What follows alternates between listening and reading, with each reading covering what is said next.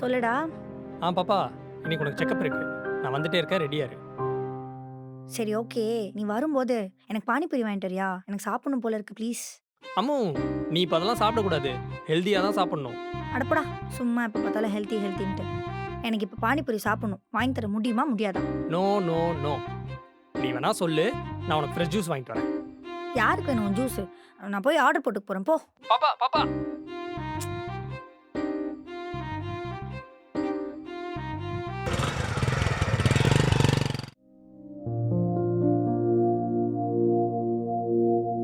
அப்பாடா! ஆர்டர் போட்டேனே. இப்ப என்ன பண்ணுவ?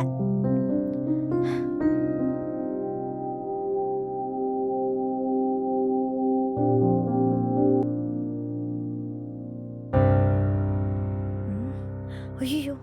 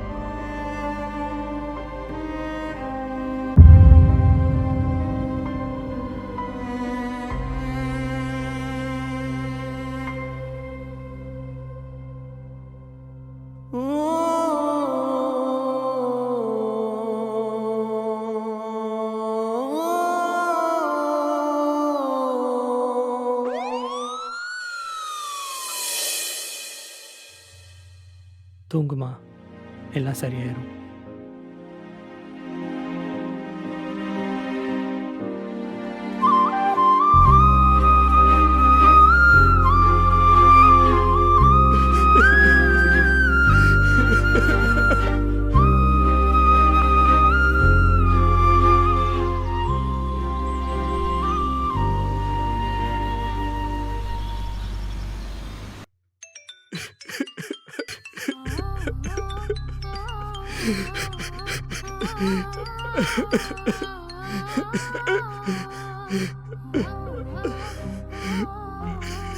ஹலோ மாப்பிள்ள, என்ன பண்றீங்க?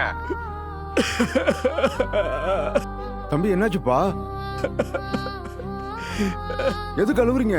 தம்பி என்னாச்சுப்பா சொல்லுங்க. எனக்கு ரொம்ப பயமா இருக்குப்பா. பாப்பா நல்லா தானே இருக்கா? சொல்லுங்க தம்பி. தாராக்கு தாராக்கு தாராக்கு என்னாச்சு மாப்பிள்ள? நான் ஆபீஸ்ல இருந்து வந்து பாக்குறேன்.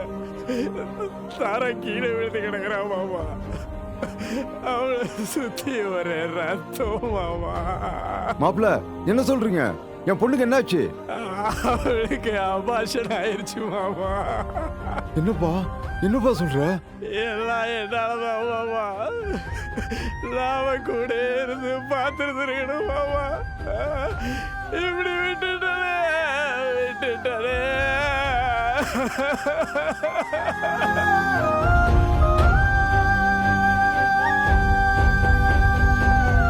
மாப்பிள்ள மாப்பிள்ள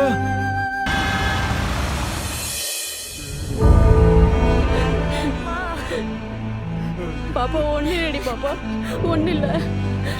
இங்கே பார், நாங்கள்லாம் இருக்கோம்ல. நீ அழாத அழாத.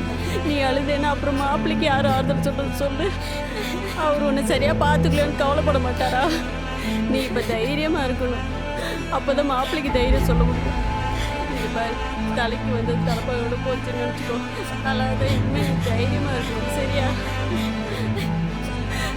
நாங்களாம் இருக்கோம்ல.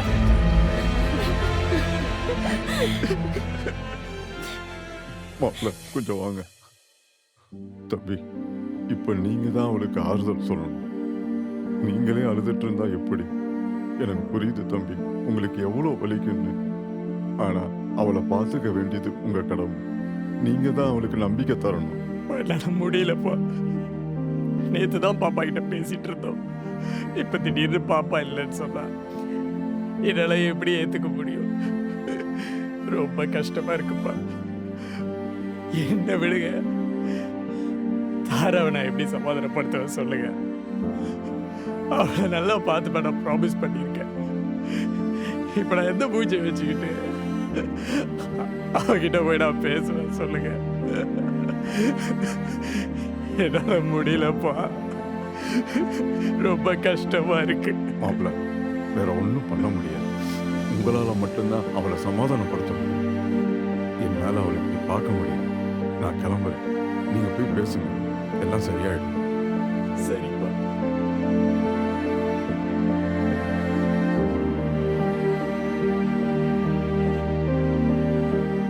அகல்யா, நான் கிளம்புறேன். நீ இருந்து பார்த்துக்கோ. சரி.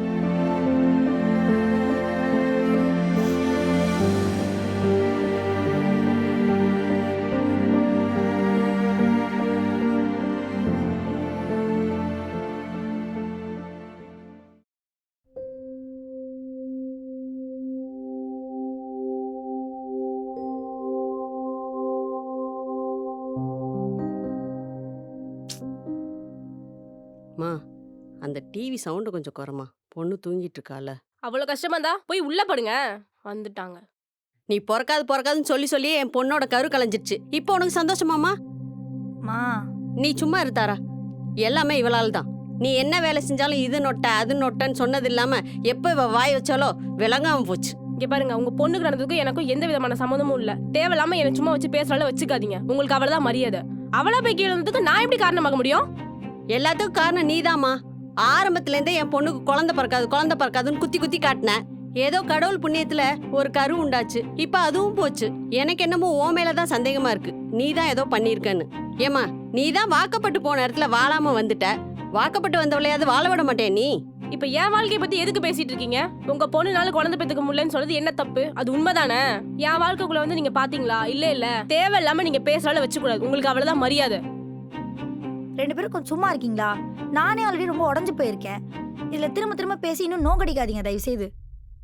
இங்க பாருங்க, உங்க அம்மா தான் தேவையில்லாம பேசிட்டு இருக்காங்க. இனிமே அதை பத்தி எதுவும் பேசவே கூடாது. உங்களுக்கு நடந்ததுக்கு எனக்கும் என்ன சம்பந்தம்? இனிமே என்னை பத்தி பேசுனீங்கன்னா அவ்வளவுதான் மரியாதை.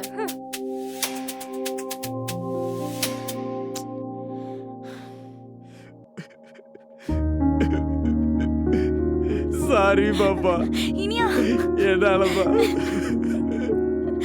நான் அவனை விட்டு போயிருக்க கூடாது. என்னால முடியல இனியா. அவன் பிறந்ததுக்கு அப்புறம் அவனை இப்படி வளர்க்கணும் அப்படி வளர்க்கணும்னு எவ்வளவு ஆசையா இருந்தேன் தெரியுமா? அவனுக்கு பிடிச்ச மாதிரி எல்லாமே இருக்கணும். என்னென்னமோ யோசிச்சு வச்சிருந்தேன். இப்ப எல்லாமே போச்சு. ஏன் தப்புதான். நான் தான் கொஞ்சம் பார்த்து நடந்துட்டு இருந்திருக்கணும். என்ன மன்னிச்சிரு இனியா. நீ எதுவும் பண்ணலப்பா, நடக்கணும்னு இருந்திருக்கு, நடந்துருச்சு. உன் மேல எந்த தப்பும் இல்லை. இனியா, ஒருவேளை உங்க அக்கா சொன்ன மாதிரி எனக்கு குழந்தை பெத்துக்கிற தகுதி இல்லையோ? பிள்ளை பேசாத.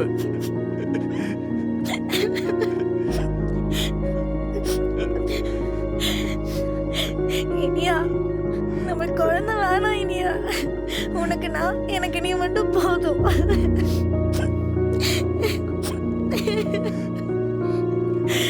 சரி, நமக்கு பாப்பா வேணாம்.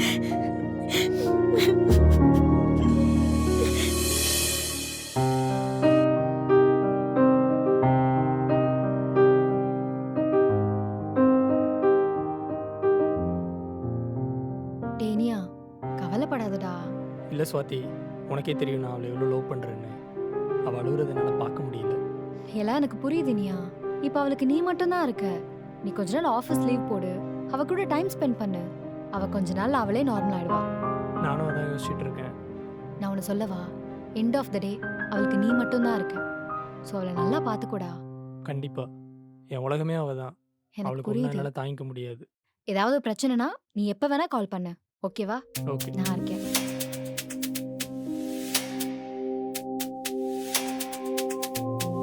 பாப்பா, உனக்கு என்ன வாங்கிட்டு வந்திருக்கேன் பாத்தியா?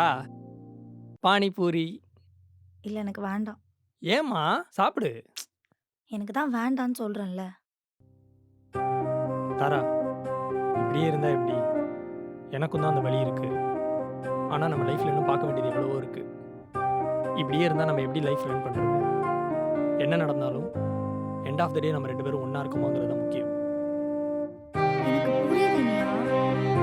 ஆனா ஒரு அம்மாவா என் இடத்துல இருந்து நீ யோசிச்சு பார்க்கணும்ல. என்னால அப்படி ஒரு விஷயம் நடந்துச்சுன்றது ஏத்துக்கவே முடியல. என்னால அதுல இருந்து வெளியில வரவும் முடியல. அவன் இன்னும் என் வயித்துக்குள்ள தான் இருக்கான். இங்க டெய்லியும் என்னை பார்த்து அம்மா அம்மான்னு கூப்பிடுற மாதிரியே இருக்கு எனக்கு. என்னால முடியல இனியா. எனக்கு ரொம்ப கஷ்டமா இருக்கு. என்னை எங்கேயாவது கொஞ்சம் வெளியில கூட்டு போறியா? சரி வா போலாம்.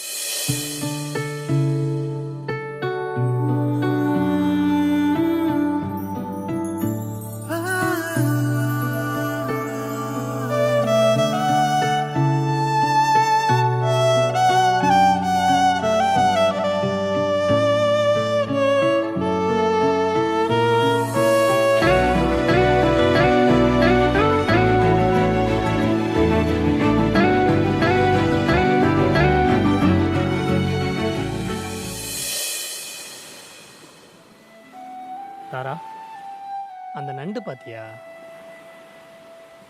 அலை வரும்போது மண்ணுக்குள்ளே போயிடுது. இந்த மாதிரி தான் மனுஷங்களோட வாழ்க்கையும்.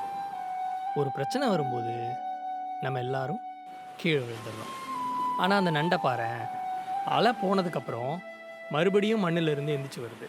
ஆனால் மனுஷங்க நாம் ஒரு பிரச்சனையை நினச்சி வருத்தப்பட்டு அப்படியே விழுந்துடுறோம். திரும்பி எந்திரிச்சு வர்றதுக்கு ரொம்ப கஷ்டப்படுறோம். இப்படி சைலண்ட்டாகவே இருந்துட்டா எப்படி? எனக்கும் தான் வலி இருக்குது. நானும் உன்ன மாதிரியே இருந்துட்டா நம்ம எப்படி லைஃப் ரன் பண்ணுறது? நம்ம ஃபஸ்ட்லேருந்து ஸ்டார்ட் பண்ணலாம். மாற்றி மாற்றி சண்டை போட்டுக்கிட்டு, மாற்றி மாற்றி லவ் பண்ணிக்கிட்டு அப்படியே இருந்துடலாமே. நான் ஒன்று கேட்கட்டுமா? கேளு. எனக்கு கடைசி வரைக்கும் இதே மாதிரி குழந்தையெல்லாம் போயிடுச்சுன்னா நீ எல்லாரும் மாதிரியும் என்னை வெறுத்துடுவியா? நீ ஒன்று புரிஞ்சுக்கோ தாரா. நான் உன்னை சுற்றி இருக்கிறவங்களுக்காகவோ இல்லை குழந்தைக்காகவோ உன்னை கல்யாணம் பண்ணலை. நான் உனக்காக தான் உன்னை கல்யாணம் பண்ணேன். எனக்கு எப்போவுமே உன்னை ரொம்ப பிடிக்கும். இனியா, நீ தயவுசெய்து வேறு யாரையாவது கல்யாணம் பண்ணிக்கிறியா? என் கூட இப்படி ஒரு வாழ்க்கை உனக்கு வேணாம். நீ என்னை தவிர்த்து வேறு யாராவது கல்யாணம் பண்ணியிருந்தா இந்த வேலைக்கு சந்தோஷமாவது இருந்திருப்ப. நான் சொல்கிறது கேளு இனியா. திரும்ப வேறு யாரையாவது கல்யாணம் பண்ணிக்க.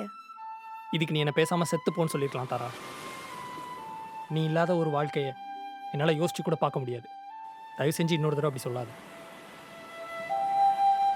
சாரி இனியா, இனிமேல் அப்படி பேச மாட்டேன். நான் தான் ஏதோ யோசிச்சு பேசிட்டேன். நீ என்னை என்ன வேணா சொல்லு, அடி திட்டு என்ன வேணா பண்ணு, ஆனால் என்னை விட்டு மட்டும் போயிடாது ப்ளீஸ். நான் உன்னை விட்டு எங்கேயும் போக மாட்டேன். உன் வார்த்தைக்கு